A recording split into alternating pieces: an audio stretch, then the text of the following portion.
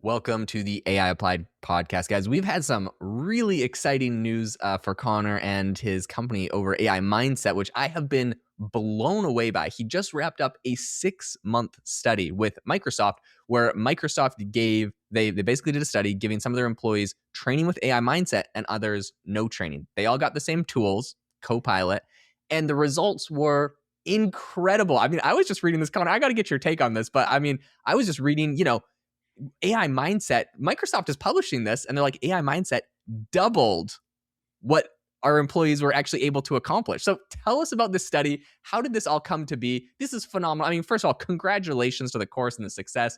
This is amazing. We've been talking about it on the show for a long time, but I mean, here's just verifiable study proof from Microsoft, the biggest name in the game.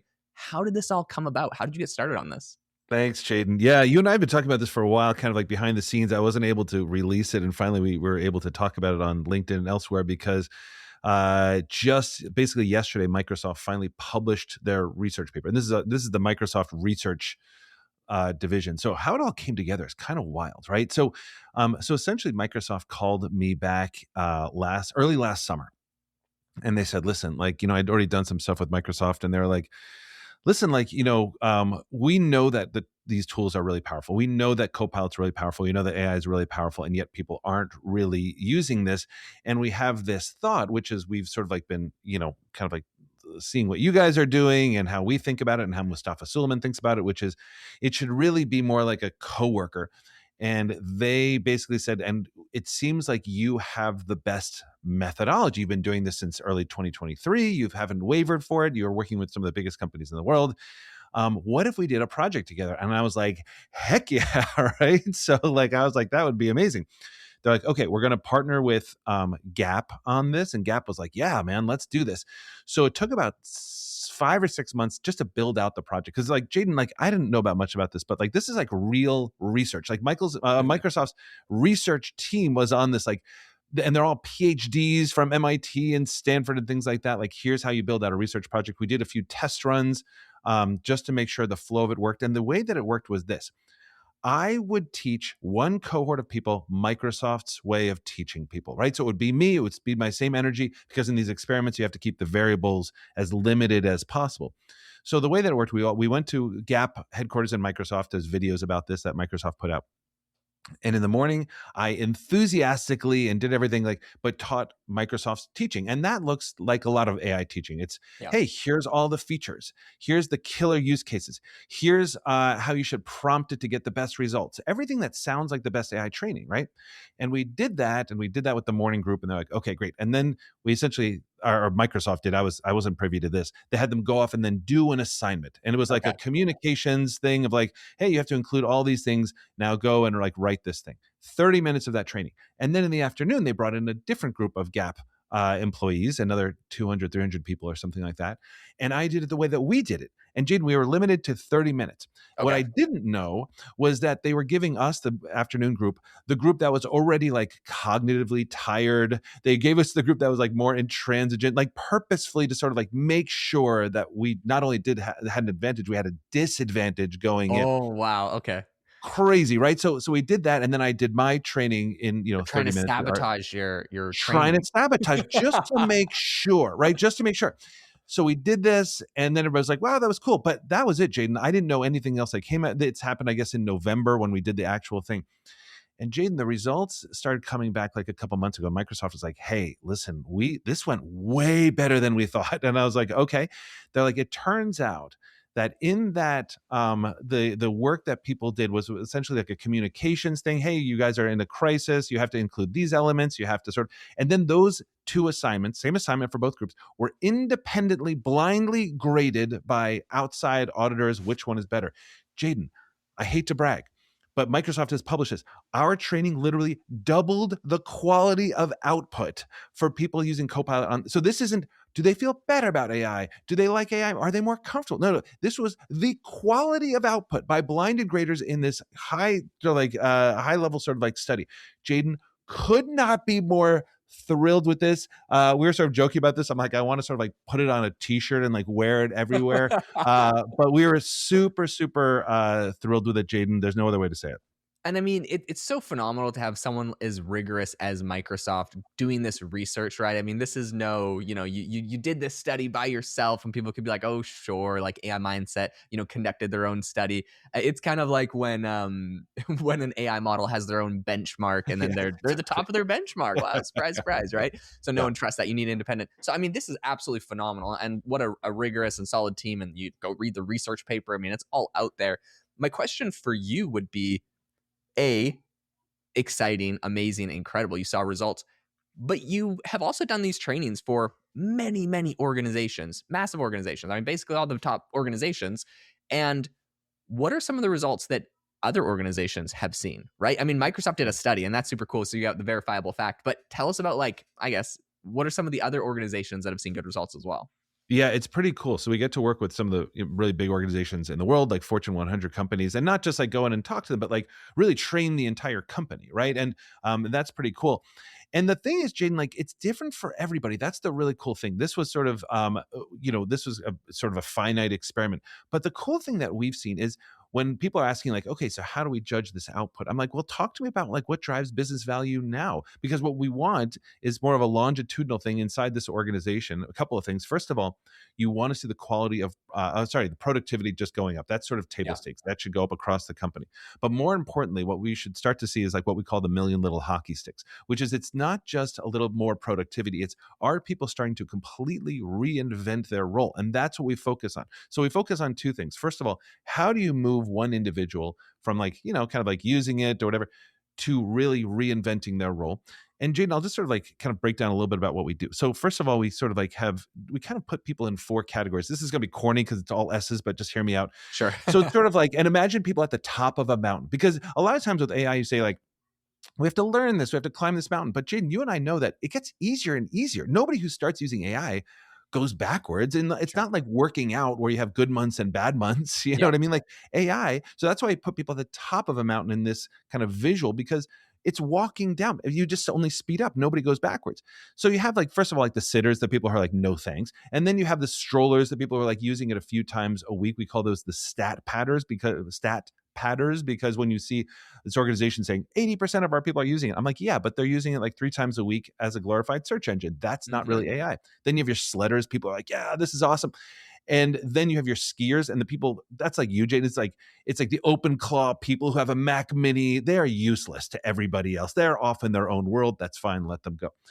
But the whole thing is like, how do we turn the bulk of people into what we call like sledders, into people who are just like, can't wait to get their hands back on it, who can't imagine living without AI? Claude goes down, they don't know what to do with themselves, that kind of thing. And Jaden, it essentially comes down to one thing.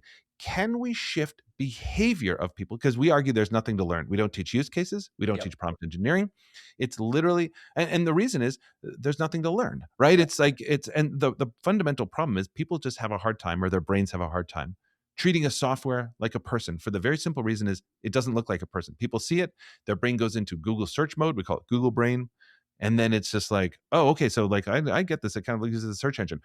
When we identify power users, we do one thing. We look to see how long people's conversations are. Jaden, you and I have talked about this a lot. For like the non-power users, they ask it a question, they treat it, it's like a glorified search engine. But the power users are having like hour-long conversations. So that's how we really see entire organizations moving. Yeah, 100%. I mean, and it's interesting too because there's a spectrum to be sure, right? Yes, you have the skiers. Yes, you have the sitters, whatever. Yeah. Yeah. But like, how do you move the whole organization towards? I'm like using your terminology now. Yeah. I'm adopting Yeah. this. How I come I love didn't it. know I love it. this before?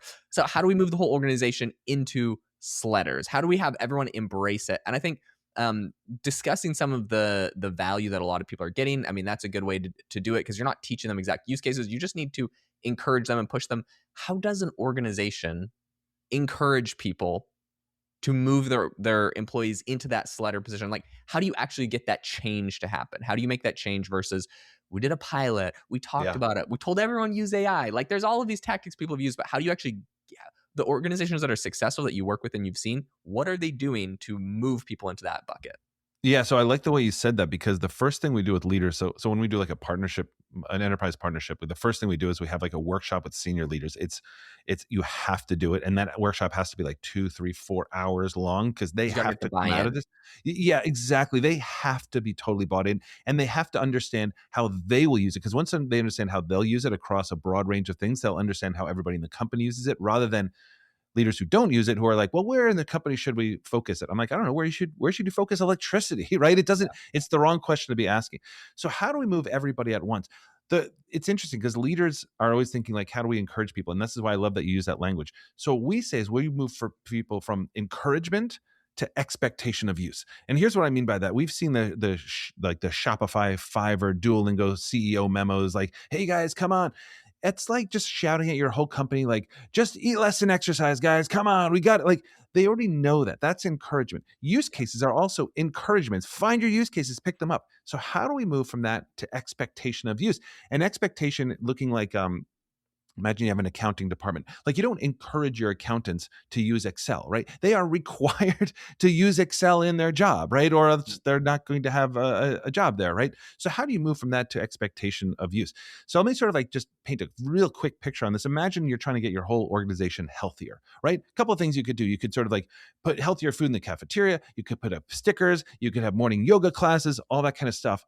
Or that's encouragement. Or you take out the elevator and you say all our meetings are on the third floor, right? So now you've introduced a process that people have to go through, i.e., walking upstairs, in order to complete their job. So, what does that look like for the AI standpoint? So, we think about this from moving from AI champions who are just trying to encourage to AI process architects. It's a tiny little change, but it has these people who are really good at AI looking at processes inside the organization. And we find that there are like 4 different kinds of processes that work, and those processes have to have protocols associated with them.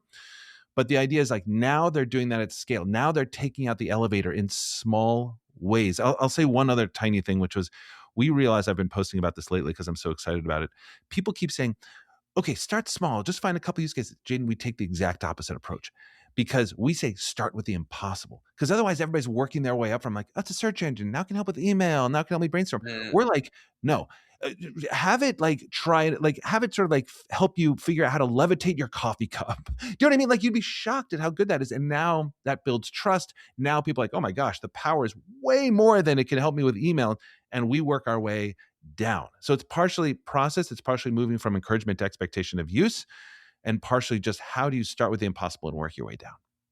Absolutely love that because that's actually such a good point. I think so many people have that completely switched backwards. And when I talk to them, inside of organizations, like, yeah, well, like I tried to do this little thing and like it sort of did it. So I kind of use AI for that. And that's exactly what you said with the AI strollers.